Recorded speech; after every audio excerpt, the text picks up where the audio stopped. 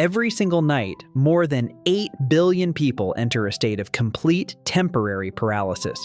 Your mind drifts through vivid, wildly irrational hallucinations for hours, and when you wake up, 90% of it vanishes into thin air. In 1862, a German chemist named August Kekule was completely stuck trying to figure out the chemical structure of benzene. Exasperated and exhausted, he fell asleep in his chair. In his dream, he saw a snake curling into a circle and biting its own tail. He woke up, drew the ring structure, and unlocked the foundation of modern organic chemistry.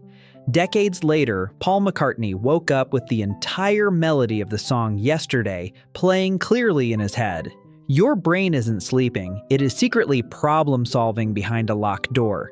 For centuries, science assumed sleep was just a light bulb turning off, a passive state where the brain rests. But in 1952, a researcher at the University of Chicago named Eugene Oserinsky hooked electrodes to his sleeping son and discovered something that shocked the scientific community. Every few hours, the child's brain waves went wildly out of control, as if he were solving complex math problems or racing in a Formula One competition.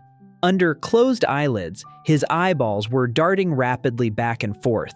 This was the discovery of REM sleep, a temporary virtual reality simulator running directly inside your skull. To run this simulation without destroying your body, your brain executes 4 precise biological switches. First, it triggers complete paralysis, locking down your major muscles so you don't punch your bed frame while dreaming you're an MMA fighter. Second, it ramps up the visual cortex, making imaginary colors and shapes feel as bright and detailed as real life. Third, it shuts down the prefrontal cortex, the center of logic, judgment, and linear time. That's why riding a giant chicken to a job interview feels completely reasonable while it's happening. And finally, it wipes your short-term memory clean, dropping stress hormones like norepinephrine to zero, as if to say, this crazy chaos doesn't need to be saved to the hard drive. Ancient Egyptians believed these nightly movies were weather forecasts for fate sent by the gods. Sigmund Freud argued they were hidden, embarrassing desires trying to escape through coded symbols. When neuroscientists began scanning the brain, they moved away from Freud's mystical interpretations and asked an evolutionary question. Why would nature keep such a risky, energy-consuming mechanism for thousands of years? That question led to a breakthrough in 2010. Researchers had volunteers navigate a complex, virtual 3D maze. Afterward, one group took a nap and dreamed about the maze, while the other group stayed awake or slept without dreaming about it. Later that day, the group that dreamed about the maze solved it significantly faster.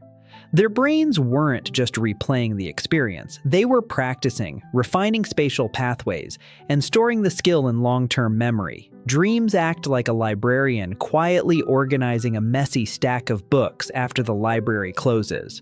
Beyond skill building, dreams serve as our evolutionary survival training. If you've ever dreamed about being chased, falling from a high building, or standing in front of a crowd having forgotten your speech, your brain is running a simulation. Millions of years ago, dreaming about predators allowed our ancestors to rehearse survival instincts in a safe bed.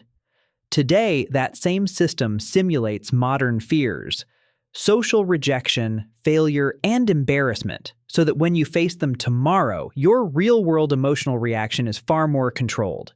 Nightmares aren't glitches. They are stress tests for your psyche.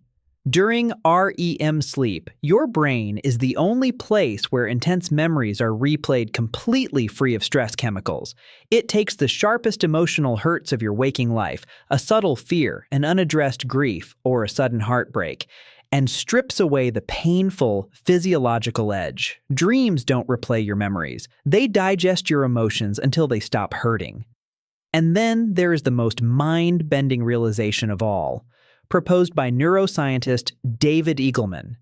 Defensive activation theory. The human brain is relentlessly competitive.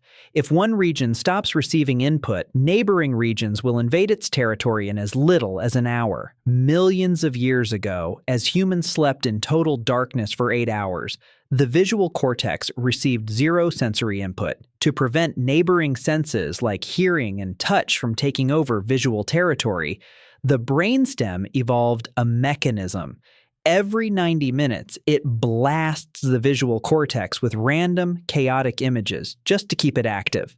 Under this lens, dreams are a biological screensaver, a territorial defense mechanism keeping your visual system alive through the night. We have photographed black holes millions of light years away. We have mapped the entire human genome. We have built artificial intelligence that can converse and paint. Yet, we still lie down every single night and yield control to a silent, mysterious theater inside our own heads. The next time you wake up from a strange, unsettling dream, don't look for magical warnings. Realize that while your body was motionless, your mind was quietly working, fixing your memory, training your instincts, and putting away the heavy emotional baggage you didn't even know you were carrying.